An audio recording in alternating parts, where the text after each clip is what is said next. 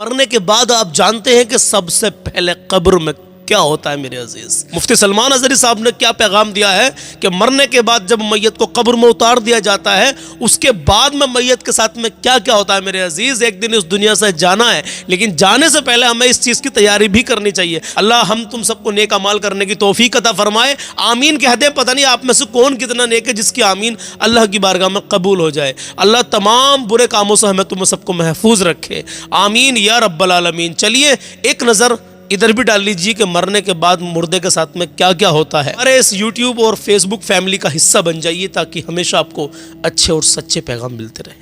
آئیے دیکھتے ہیں مفتی سلمان اظہری صاحب نے کیا بتایا ہے۔ کہا گیا ہے کہ قبر میں ہماری تختیاں بند کر کے جب لوگ چلے جاتے ہیں قبر کی مٹی میں، آپ کو اندازہ ہے، آپ ممبئی کے قبرستانوں کو دیکھتے ہیں اور بہت جلدی یہاں قبریں کھولی بھی جاتی ہیں، لیکن جہاں نہیں کھولی جاتی وہاں کے لیے بھی میں بتا رہا ہوں، دفن کر کے چلے جانے کے بعد ایک دن کے اندر، صرف ایک دن 24 گھنٹے جب گزر جاتے ہیں تو پیٹ میں کا اور دماغ میں کا پورا پانی پیپ کے ذریعے سے یا کسی طرح سے اس کے ناک اور منہ سے باہر نکل جاتا ہے، اس کے کانوں سے سب نکل جاتا ہے، اور اس کے بعد دن جیسے جیسے گزرتے جاتے ہیں اگر قبر کے حشرات یعنی کیڑے مکوڑے اس کے جسم کو کھانے لگ گئے تو بہت جلدی وہ گلنا شروع کر دیتا ہے۔ 3 دن کے اندر پیٹ پھٹ جاتا ہے، اور پیٹ کے پھٹ جانے کے بعد جو تعفن نکلتا ہے اس کی چیزیں سب اس کی باہر ہو جاتی ہیں، اللہ، اور اس کے بعد 9 دن گزر جاتے ہیں یا 10 دن گزر جاتے ہیں تو جسم کی ساری چمڑی پک جاتی ہے، پوری چمڑی، چاہے اس کو جتنی بھی حفاظت سے رکھا جائے، روح نے ساتھ چھوڑ دیا ہے تو اب جسم ترتیب وار ایک ایک چیزیں اس کی ختم ہوتی چلی جاتی ہیں۔ اللہ، اس کے ناک سے، اس کے کان سے، اس کے منہ سے گودا باہر نکل آیا، پیٹ پھٹ گیا، اب چمڑی گلنے لگ گئی، پھر اس کے 40 دن گزرنے والے ہوتے ہیں کہ ہڈیاں سب باہر نکلنے لگ جاتی ہیں، دکھتی ہیں، ہڈیوں کا اظہار ہو جاتا ہے، چہرہ کسی حد تک رکھا جاتا ہے۔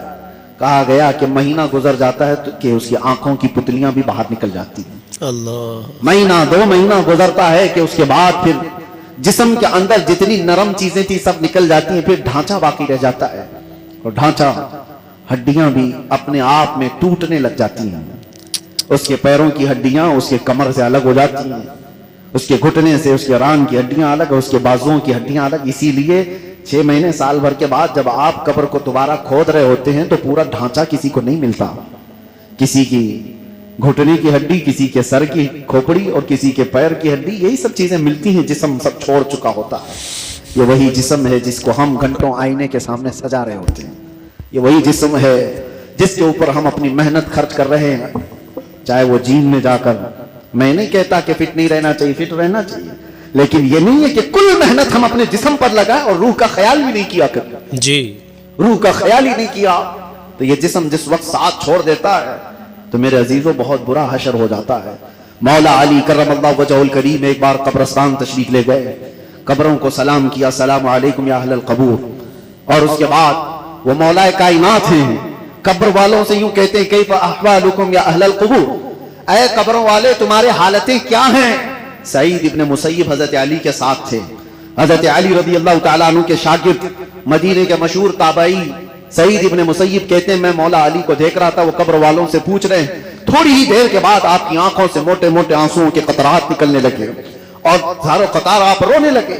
سعید ابن مسیب پوچھتے ہیں مولا علی کرم اللہ وجہہ الکریم سے کہ سرکار آپ ان سے بات کر رہے ہیں اور رو کس بات پر رہے؟ مولا علی نے فرمایا میں نے ان سے صرف اتنا پوچھا کہ تمہاری حالتیں کیا ہیں، تو قبر والوں نے مجھے جواب دیا اے علی ہماری کیا حالتیں پوچھتے ہو؟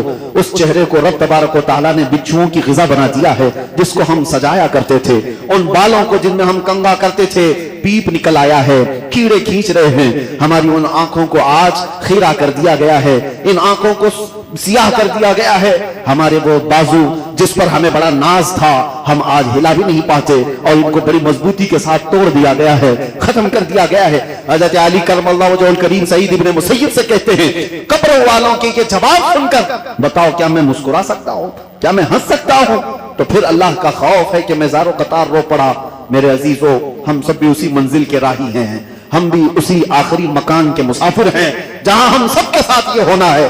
اس لیے جب تک رب تبارک و تعالیٰ نے ہمارے جسم میں روح باقی رکھا ہے اس روح کی توجہ کرو, اس کی تربیت کرو, ورنہ وقت گزر جانے کے بعد قرآن پاک میں ہے کئی ایسے لوگ ہیں جو کہتے ہیں رب تعالیٰ سے, کیا کہتے ہیں, لو کننا نرد, اے اللہ اگر کاش ایک بار ہم کو تو لوٹا دے, کننا نعمل, ہم بہت اچھا عمل کریں گے, عملا صالحا, ہم نیک بن کر کے آئیں گے, لو نرد, ہم لوٹا دیے جائیں, اگر ایک بار ہمیں دوبارہ دنیا میں بھیج دے ہم پکے مومن بن کر کے آئیں گے, ہم نیک عبادت گار بن کر کے آئیں گے. رب تعالیٰ فرماتا ہے کلا, ہرگز نہیں, جو وقت تھا وہ بیت چکا, اب عمل کا وقت نہیں, اب صرف حساب کا وقت ہے, اب صرف حساب کا وقت ہے.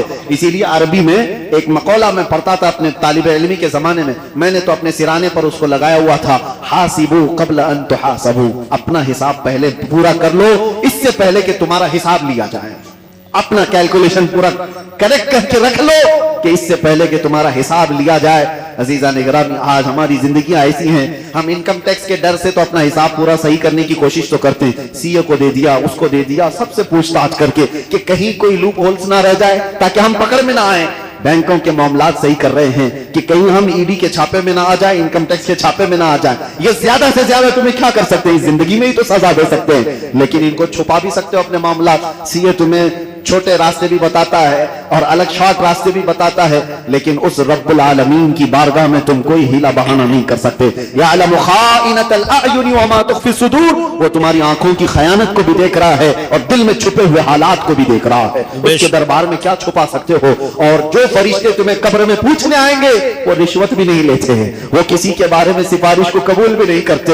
ان کا حال تو یہ ہے جتنا رب نے ان کو حکم دیا وہ پورا کر کے ہی رہتے ہیں. اگر فرشتہ رشوت لینے والا ہوتا تو کتنے تو مالدار پیسے دے کر اسرائیل علیہ السلام سے جان تو بچا لیتے, اپنی روح نکالے جانے سے بچا تو لیتے. جہاں بندہ ڈاکٹروں کو پیسے دیتا ہے ملک الموت کو بھی تو دے سکتا تھا, لیکن پوری دنیا کو یہ معلوم ہے کہ یہ فرشتہ رشوت نہیں لیتا, نہ ہی یہ کسی کو ایک منٹ آگے پیچھے ہونے دیتا ہے. جب یہ سارے معاملات طے ہیں اور سب کو معلوم ہے تو آؤ میرے عزیزو اس بارگاہ مصطفیٰ صلی اللہ علیہ وسلم میں جہاں میرے آقا صلی اللہ تعالی علیہ وسلم نے انسانوں کی تربیت فرمائی, ان کی روح کی تربیت فرمائی. وہ کون تھے جو صحابہ بنے؟ شراب کی زندگیاں ان کی بھی تھی, جوے کی زندگیاں ان کی بھی تھی, بچیوں کو پیدا ہوتے ہی گردن مروڑ کر کے مار دینے والی زندگیاں ان کی بھی تھی, ماں اور بہنوں کو بازاروں میں نیلام کر دیا جاتا تھا, عرب کی یہ زندگی تھی.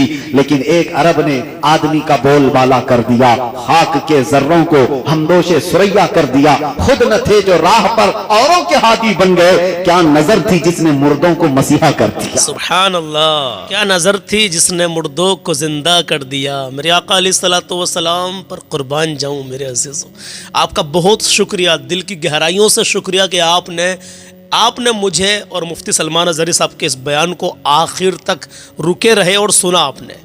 دیکھیے یہ جوانی, یہ حسن سب ڈھل جانا ہے میرے عزیز, ایک دن موت آنی ہے میرے عزیز, ایک دن اس دنیا سے جانا ہے میرے عزیز. تو جانے کی تم نے کیا تیاری کر رکھی ہے؟ کون سی ایسی ہمارے پاس تیاری ہے جو الحمدللہ جانے کے بعد میں ہم اپنے ہر معاملات پر کھرے اتریں گے؟ نہیں میرے عزیز, نہیں. جمعے کے دن مسجدیں بھری ہوئی نظر آتی ہیں, لیکن باقی کی نماز میں, کل میں نے چوراہے پر کھڑے ہو کے کہا تھا اپنے محلے میں کہ جمعے کے دن تم میں سے کوئی بھی نماز پڑھنے نہیں جائے گا. 5-7 لوگ کھڑے تھے, مگر جمعے کے دن کوئی مسجد میں نماز پڑھنے نہیں جائے گا. وہ چونک گئے, بولے سلمان بھائی ایسا کیوں؟ میں نے کہا امام صاحب کا بھائی یہ کہنا ہے کہ جمعے کے دن کوئی نماز پڑھنے نہ آئے, کیونکہ عصر میں تم لوگ نہیں گئے, مغرب میں تم لوگ نہیں گئے, عشاء میں تم لوگ نہیں گئے, تو جمعے کے دن جو نماز پڑھنے تم جاتے ہو تو جمعے کے دن ہی نماز تھوڑی فرض ہے. یہ عصر, ظہر, مغرب, عشاء, فجر کی نماز تو ان میں بھی فرض ہے. جب جمعہ فرض ہے تو یہ بھی تو فرض نمازیں ہیں جو 5 وقت کی نماز ہم تم پڑھ رہے ہیں, تو پھر جمعے کے ہی دن کیوں نماز پڑھنا جاتے ہو؟ جمعے کے دن بھی مت جانا. دل میں اتر گئی یار بات. ان میں سے پتہ نہیں کتنے لوگ ہوں گے ایسے جو عمل کرنے کی کوشش کریں گے. آپ بھی عمل کرنے کی کوشش کریں, ویڈیو کو ثواب کی نیت سے آگے شیئر کر دیں. اپنا خیال رکھیے گا. اللہ حافظ.